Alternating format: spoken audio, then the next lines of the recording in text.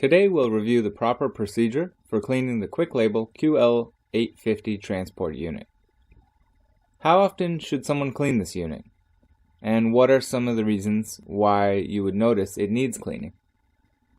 Firstly, it's important to clean the transport unit when you switch from printing narrow labels to printing wide labels. For example, when you switch from printing narrow to wide, you'll see ink on the bottom of the label because the idle nozzle is printing full width.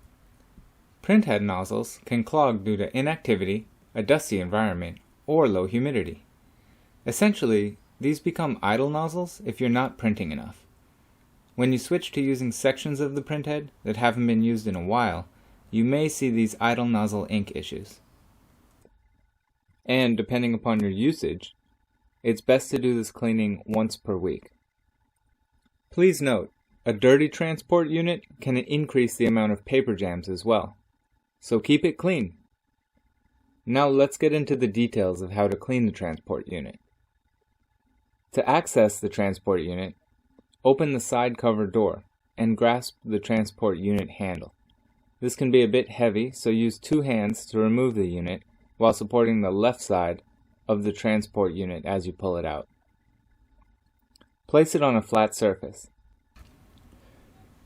Now, using distilled water and a lint-free cloth, wipe the transport unit belts and in between the belts. Move back and forth so all of the ink is removed. Then grasp the transport unit and move the belts manually so you can clean additional ink off the belts as they turn. Never use alcohol or harsh cleaning chemicals. Always use distilled water to clean the transport unit. That's it. Now you know how to clean the QuickLabel QL-850 transport unit. For additional video tutorials, please visit our YouTube channel. Thank you very much.